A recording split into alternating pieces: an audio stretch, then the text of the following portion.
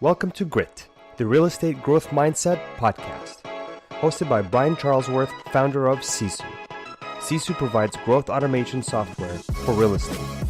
You'll hear stories from real estate thought and technology leaders, team owners, and brokers on how they grew their business in a rapidly changing industry.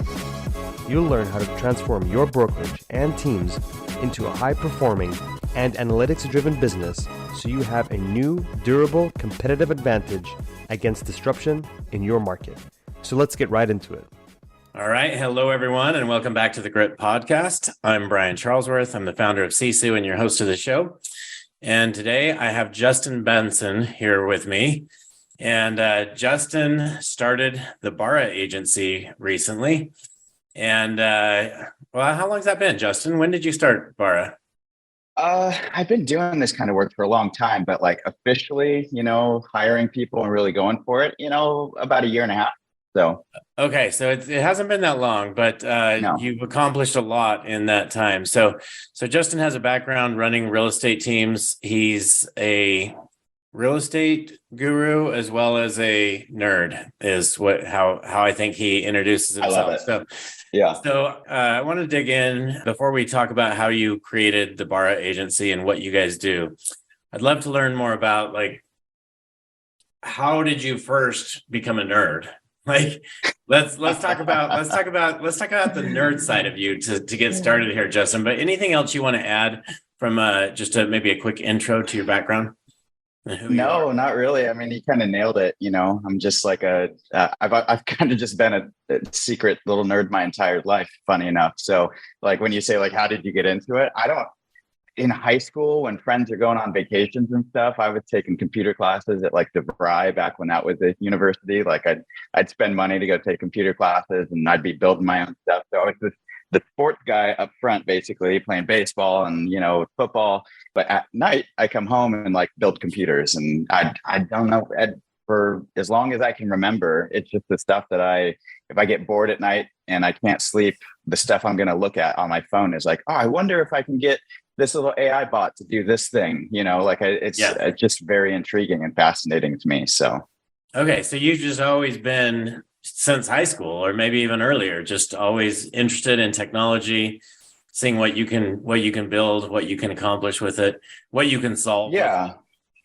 Well, yeah. And I've tried to deviate from that path a few times. I went to college, got a biochemistry degree.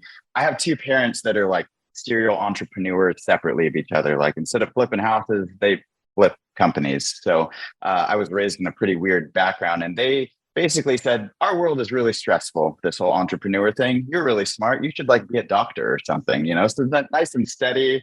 So go and get a biochem degree, get into med school, staring down the barrel at 12 more years of school, essentially. And I got cold feet and pulled the plug, man.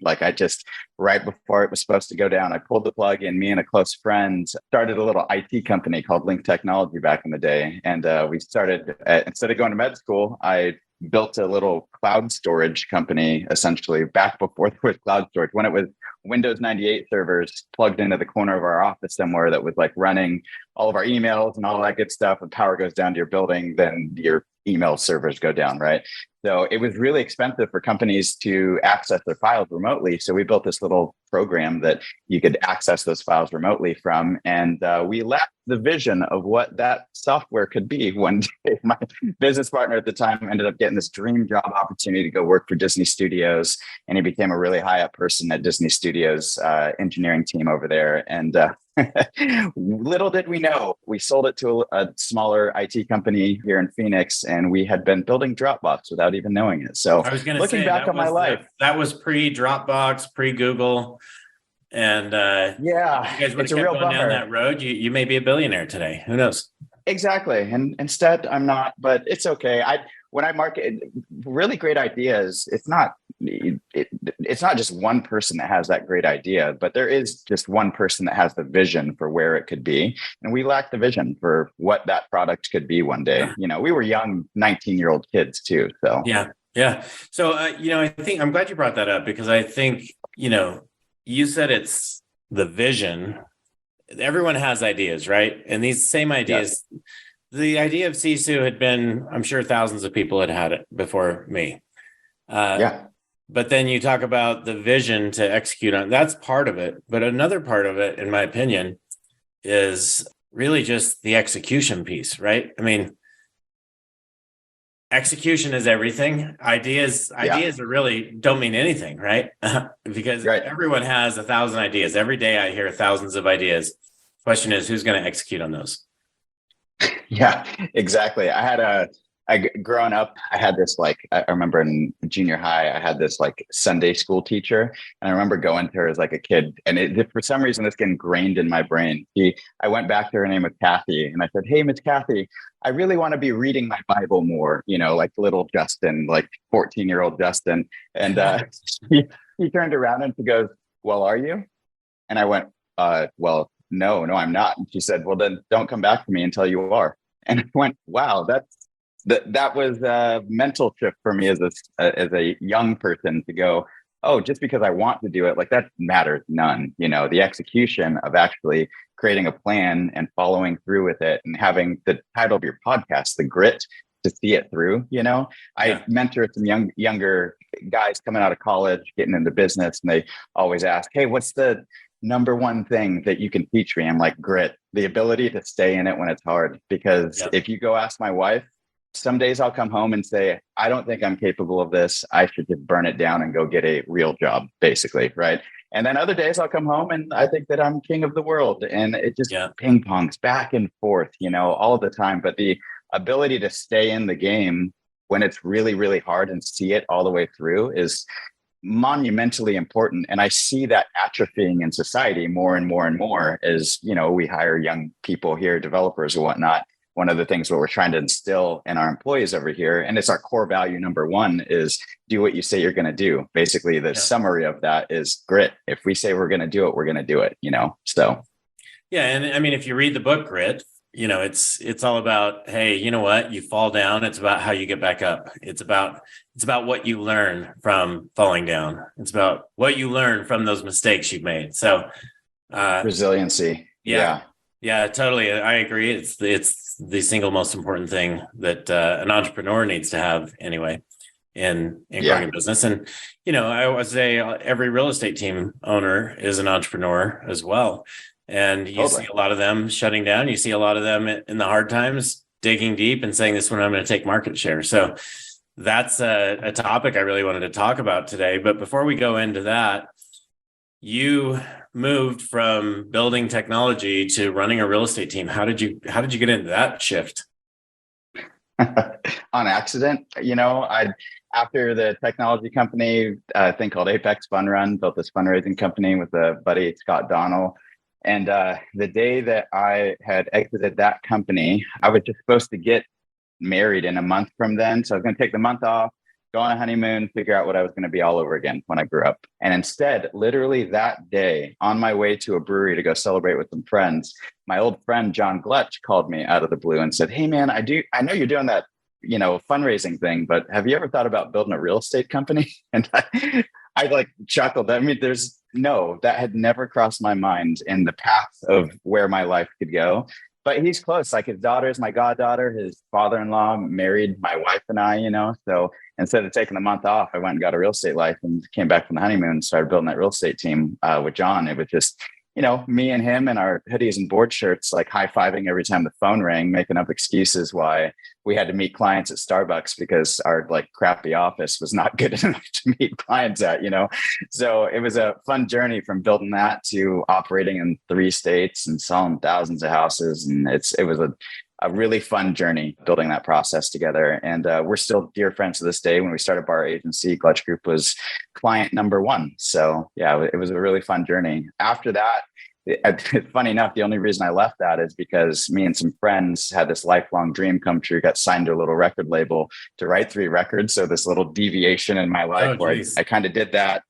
And I got, it didn't keep the lights on, funny enough, there's not a lot of money, even in millions of streams. I get royalty checks with basically just grocery money every quarter, essentially.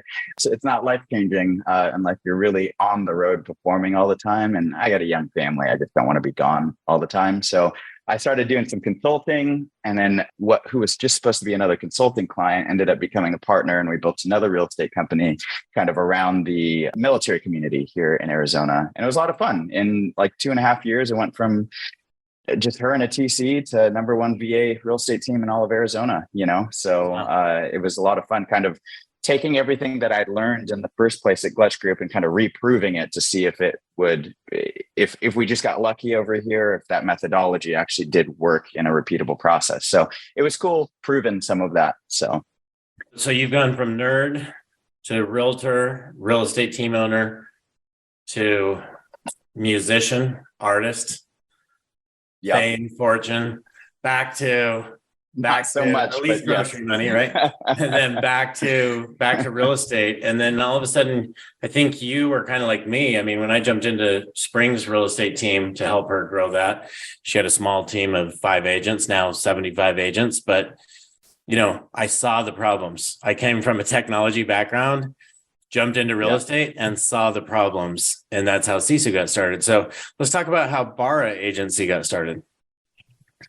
Yeah, I kind of said on accident. After that second real estate company, I kind of took about 6 months off of life, and I just hung out with my family. I had the fortunate ability to be able to do that. And in the middle of that kind of reset, John Glutch actually invited me out to this thing in Mexico that Dan Beer and Kyle Whistle were throwing, big EXP recruiting event deal. And I was not there to be a part of the recruiting event. I was there to drink margaritas by the pool and hang out with my friends when they were all done.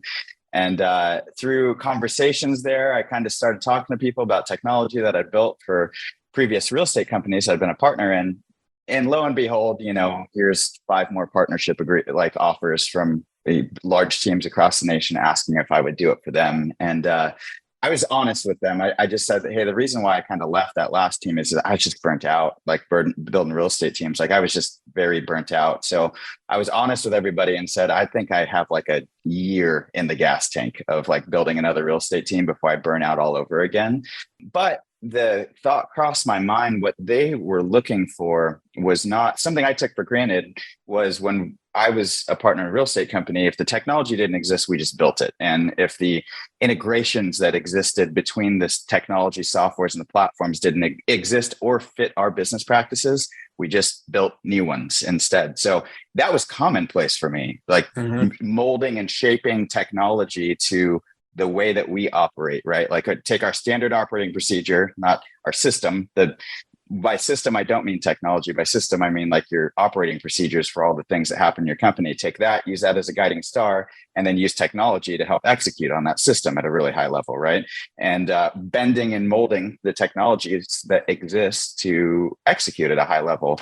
Well, I found out that I had been living in my own little world, and that was not commonplace in the real estate industry, that was not a thing. And what they were looking for was not, a COO or an integrator or somebody like that. They were actually looking for more of a CTO, chief technology officer.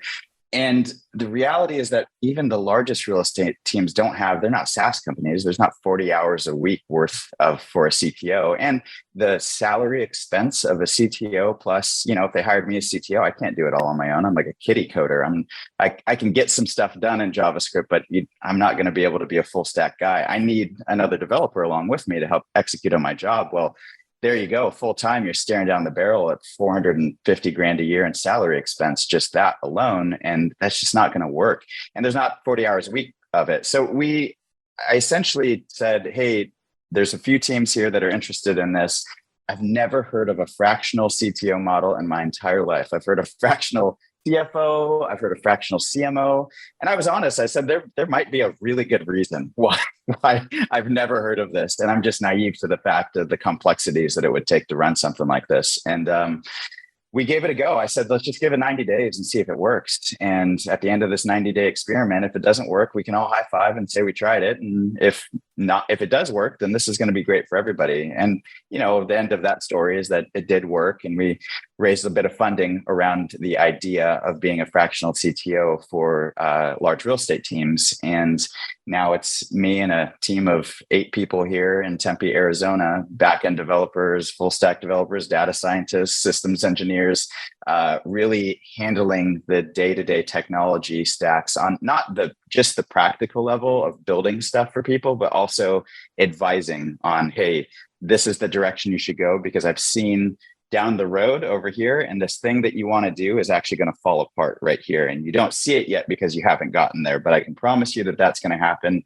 So this is how we should probably build it instead. And kind of being that advising, consulting voice of reason inside of these organizations as well. So, yeah. Okay. So let's dive into some of the use cases. And it could be that from that first event, those first 5 people, like what is it they wanted you to do?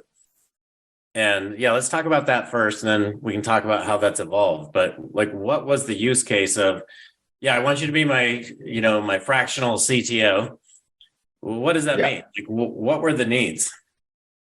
Yeah, I mean, the needs are like everything under the sun, right? But yeah, where a lot of that stuff started in the very beginning was, integration based. Like the way that we formed a relationship with you guys is that John really wanted to use Sisu, but he was running on a CRM that does not natively integrate with Sisu in some way. So I reached out to Zach, and me and Zach, I was just pinging Zach with questions about the API over and over again. Zach was like, "Who is this guy? He knows what he's talking about." And Zach sent me the API documentation, just kind of going like, I don't know, he's probably not going to figure it out, but I kind of checked the box there. And what's funny is that we did figure it out. And we built this really seamless two-way sync between an outside system that integrates pretty flawlessly with Sisu. So it started with a lot of cleaning up inside operations where there was a lot of redundancy in the organization, where they're double entering, triple entering data, and making sure that we clear up all of that at a base level system. And that really is just foundational as far as a company is concerned. Let's take all of your standard operating procedures and make sure that it's flowing correctly from technology system to technology system. And let's make sure that we're not needlessly introducing complexity to an organization, because as an organization grows, complexity naturally happens, but the individual solutions themselves need to be as simplistic as humanly possible. So that way, as those solutions stack and complexity is introduced into organization, the complexity is comprised of simple solutions opposed to a lot of spiderweb Frankenstein's monsters situations, And then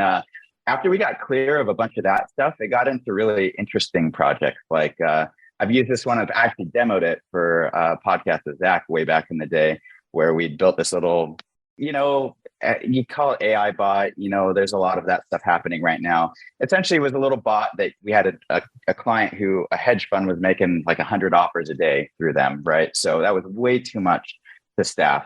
So we built a little bot that the purchase contract is uploaded, and the bot reads and conceptualizes all the data, writes an email, sends it out to the listing agent automatically with like a little Giphy, and makes it fun with all the documents attached to it. And then all of the data gets inputted into Sisu and their backend systems automatically, and files are archived into a Dropbox automatically. That happens from the moment that somebody clicks sign inside of DocuSign. All of that process that I just talked about was not done by a human. It was all done robotically with computers. We have got into some pretty crazy edge cases in those regards. And now present day, we have way more of that. But on a practical level, Sisu, for example, a really good example would be, I run across people that have built these like custom Google Data Studios, right? They're a smaller team, build a giant custom Google Data Studio, and they really like the malleability of what it can do. But the problem with building a really custom thing, especially a reporting tool, is that it's really intensive on the databasing side to make sure that it runs correctly. And as you grow as an entity, it becomes very labor intensive to keep the data in line on your own little private database that you have going. And then maintaining the reporting engines that exist on top of that database becomes somebody's full-time job to do that, right?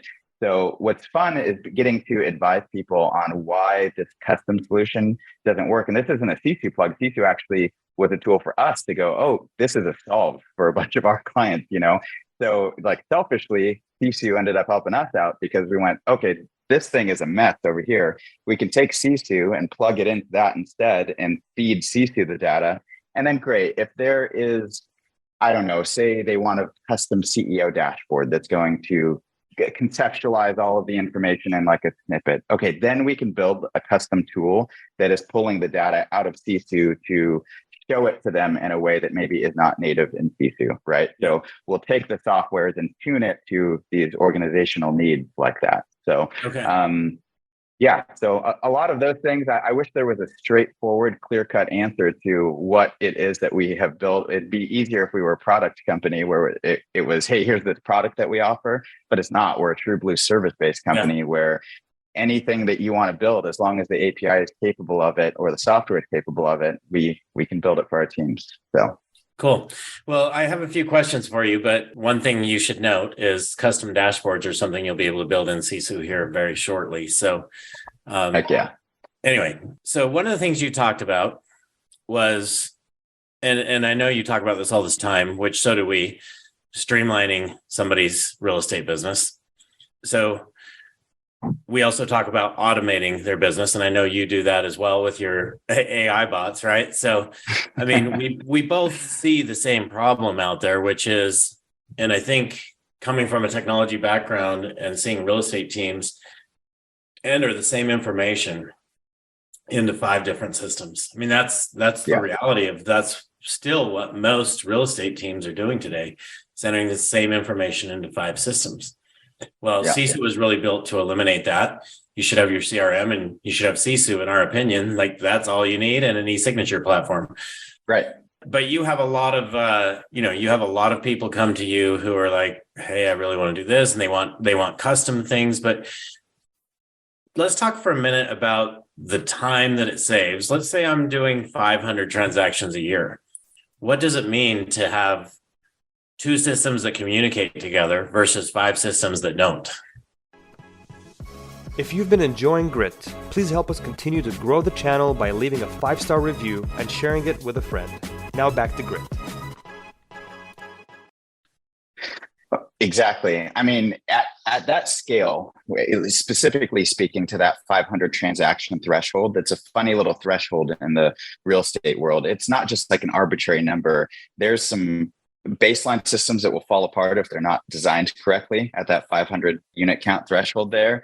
And at that unit count, you are not looking for saving an hour from this task or an hour there. You're looking for 5 minutes here, 3 minutes there, 12 minutes there, because once you compile all of those time savings, you just found somebody's full-time job for a year in the midst of it. So I always say that companies are built with great people. It's not the technology. It's built with really great people and a really great vision and systems to execute, right? What ends up happening is these really great people become really great at their job and they get inundated with business, and the tidewater is up here and they're all underwater and they can't figure it out. That's when you introduce technology to help bring that tidewater back down, so your really amazing people can keep being really amazing people, because that's the lifeblood of your company at the end of the day. The technology is just the tool to help them execute on that at a high level. So to kind of get back to your original point, we have a lot of people that come to us and they say, oh, we're using this thing and that thing and this thing and that thing and that. And it's just, I guess the best analogy that I have for it is these teams have an idea of wanting to get to 1,000 units a year, right? What they have built is essentially they had one little dinghy of a boat floating in the ocean, and they took this thing and just tied it on to the end of it, and took that thing and just tied it on. And now they have this amorphous little blob floating, right? Good luck crossing the Atlantic Ocean with that thing. You will get swallowed by a wave and sink, and it moves real slow.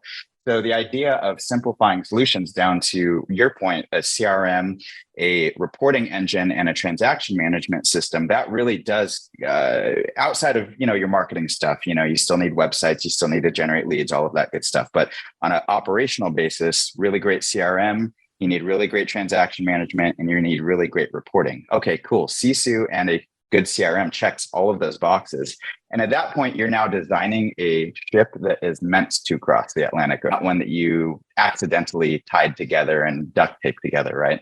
So we see so many time savings in organizations where it is painful switching systems and doing that stuff. I don't want to sugarcoat that. Migrating data from this old CRM to that one, it does cause a certain level of chaos initially in an organization, but we've never had somebody on the backside of that chaos get over here and go, oh man, I regret that I put all of that work into it. I want to go back, right? There's nobody's ever said they want to go back.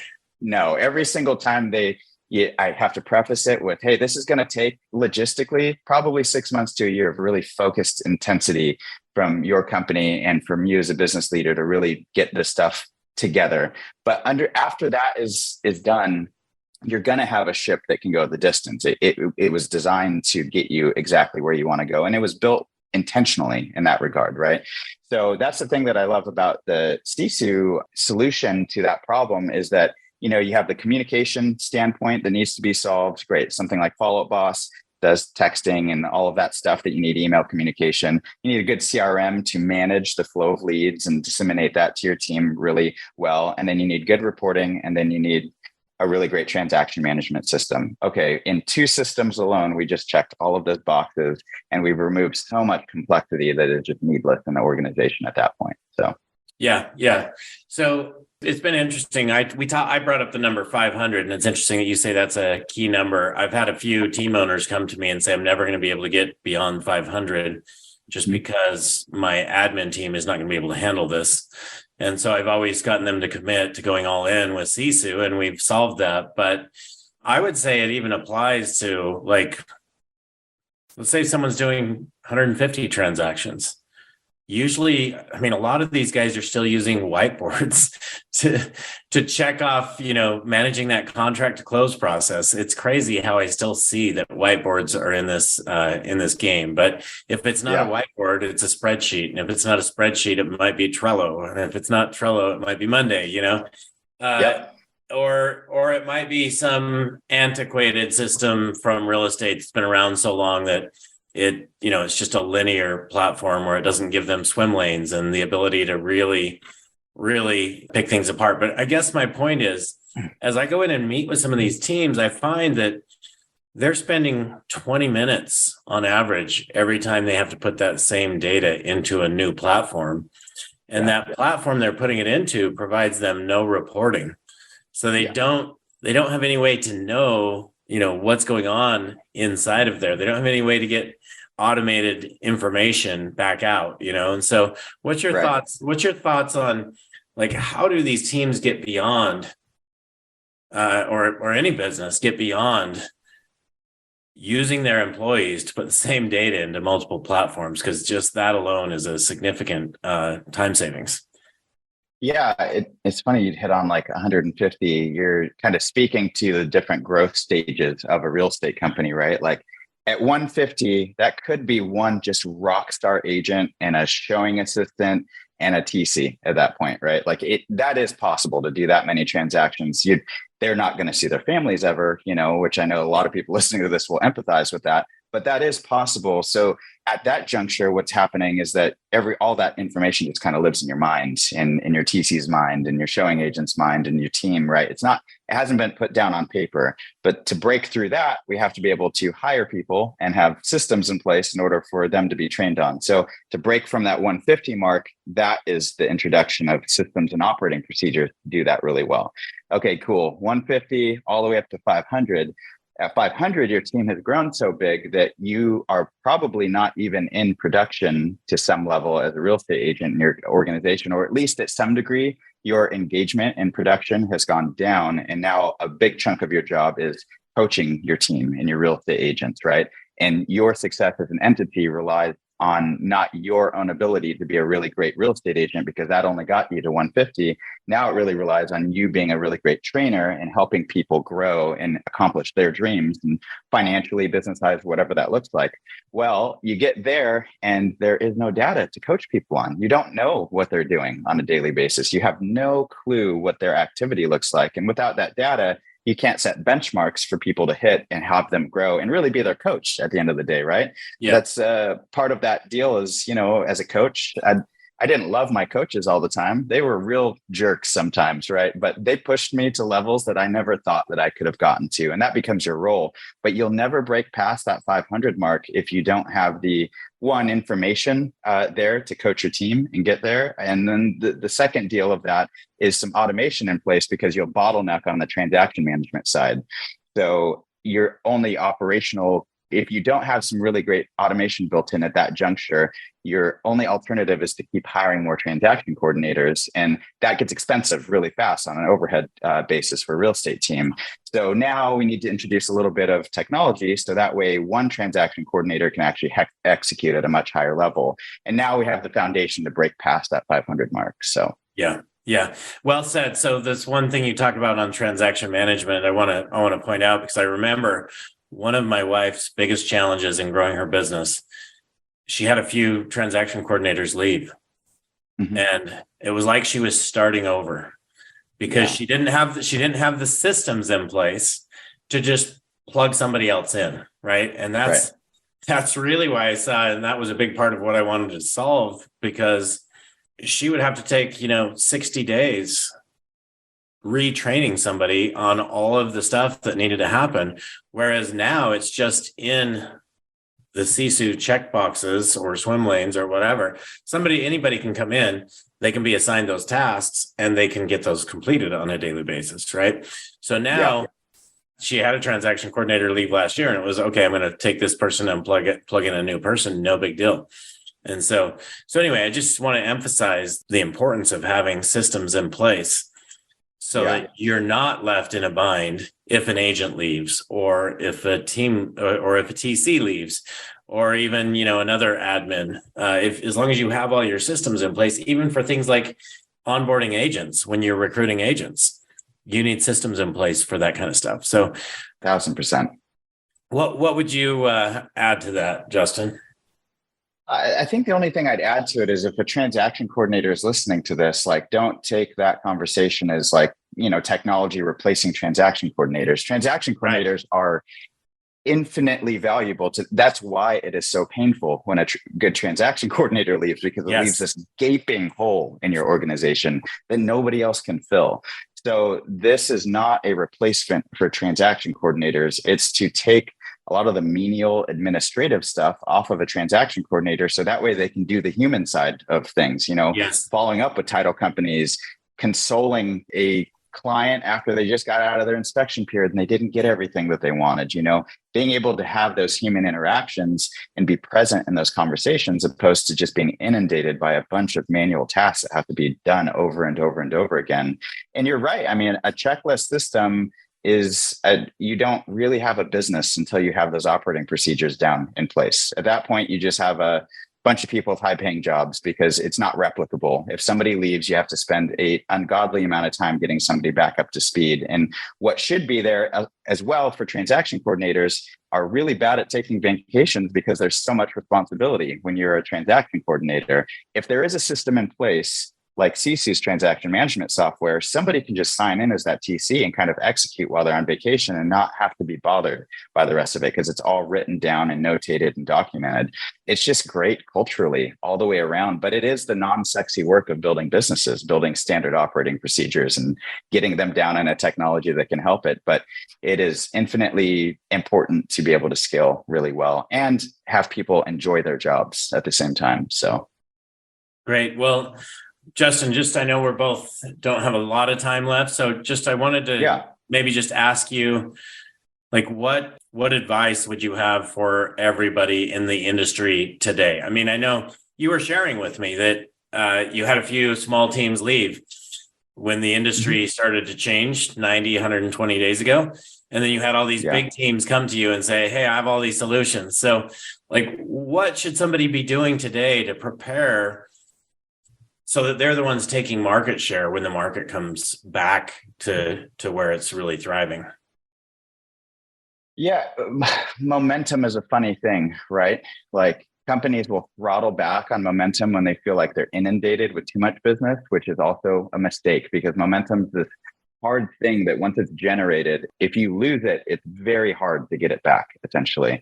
So you have to be really cognizant about how you're carrying momentum into different market conditions and be thinking how are we going to engineer momentum moving into these, right? And practically speaking on that regards, it's don't stop doing the things that make you guys what you are at the end of the day. Don't pull back on those things. There are things that, on a P&L standpoint, yes, it's probably smart to pull back on some stuff.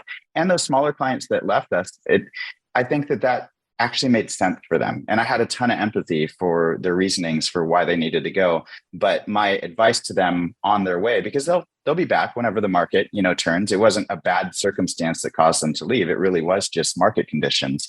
My advice to them, like as they left, was to continue really focusing down on, like, double down on the human side of this business. Like, take your real estate agents, make their dreams come true, give them a vision for what, kind of going back to the very beginning, like give them a vision for what their lives could look like, and give them a vision for why it's worth it to become a really great real estate agent when times are hard. Because if they can master it, like I was around, on the backside of the 2008 deal, we were really great real estate agents because we learned how to become real estate agents in a really hard market. The people that stick to it in this down market right now, the people that actually keep going are going to come out of the backside way ahead of everybody else, because they will become better agents than they ever thought that they could be. So to summarize that, grit, keep the grit going. You keep going. Like, do not stop, because you only lose when you quit. So this will change and this will pass. Yeah, well said. Shifting gears for just a second, just wanted to get a little more into your personal life. So I know you're a big golfer. Yeah. And I know you played other sports. So, like, what is it you like to do in your free time? Oh, geez. Free time, I don't have a lot of it right now. We expanded by 1,000% last year, which you can understand as CEO meant, like, I didn't sleep for the past year and a half, essentially. And I got a young family as well. I got a 8-month-old and a 3-year-old. So honestly, if I were going to spend my spare time doing anything, I used to have this dream about traveling and going to all these places. But as I get older, I actually want to do that less. And I'd rather just, like, be home going on walks with my daughter. I know this sounds like all cute or whatever. Maybe I'm just, this is sincere. Is like, cute, I would just Justin. rather be. It is cute. Yeah. Yeah, it's not, I don't know. I've had some stuff in my life happen where that really does mean the most to me. Right. So I just really love being able to turn off and spend time with my family in that regard. And then outside of that, hobbies wise, golf is the infuriating thing that the little OCD hamster that lives in my brain loves to.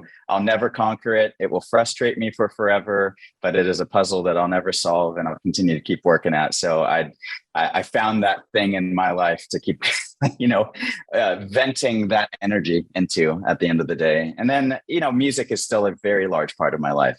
I joke a lot that I'm a musician masquerading as a business guy, so that when things get hard or whatnot, my guitar, piano, that kind of becomes my journal, my outlet for that stuff. I was going to ask, what instruments do you play? Guitar, piano, anything else? Guitar, piano, singer, songwriter. I can't play drums to save my life. I'm mediocre at piano. Guitar is like my main instrument. That one I feel at home at. I actually feel really weird being on a stage without a guitar on me. I don't know what to do with my hands, whatnot. You have to learn piano as a songwriter. The piano is really the main way that you get the music into a computer to record. So it's just kind of by necessity. But yeah, man, between family and a little bit of golf here or there, and picking up my guitar from time to time, I don't have a lot of time for anything else outside of that in my life right now. So yeah, totally understand, totally get that. So what's the best way for people to get a hold of you, Justin? The best way, people are thinking about, this sounds intriguing, they think that we could help them out, then just go to baragency.com. There's a big button to book a initial consultation. All of those initial consultations are me in the company. So that's to book a time with me to kind of chat through what you're looking through, create a strategy. And even if we don't end up working together, my goal and agenda of those meetings is just to help leave people better than we found them, So if I can give people advice to make sure, we've had some people say, hey, yeah, we're not ready for you. We're going to come back in 6 months when we are. And then they've made a bunch of decisions that I wish they had not made. And we had to spend, the first 2 months undoing a bunch of stuff. In those meetings, I do my best to try to set people off on a good path so that thing doesn't happen to us later on down the road. So that's the best way to get a hold of us for the time being. So. Okay. I would like to add, now is a great time to start getting all of your systems dialed in so that, again, this is the best time to take market share is when things like this happen. The people that are dialed in are going to be the ones that end up taking the market share. So Justin, thanks for joining us today on the Grit Podcast, and to all of our listeners. Thanks for having me, man. Thank you guys for listening, and feel free to give us a review so that we can get more people like Justin on the show. And Justin, I'm looking forward to catching you on a golf course here in the near future, next time I see you. Let's do it, man. Yeah, you, me, and Zach. It'll be a blast. So. Okay, awesome. Thanks for joining me today, Justin. Have a great one. Yeah, you too, man. Thanks. Thank you for joining us on our podcast. If you have an interest in a free 7-day trial of Sisu, go to sisu.co, sisu.co. Make sure that you use the coupon code GRIT, that's GRIT, to waive all your setup fees and receive a 10% discount on your subscription. If you enjoyed listening to this podcast and want to subscribe, search GRIT, the Real Estate Growth Mindset, on iTunes, Spotify, or Podbean. And with that, we'll catch you next time. Take care.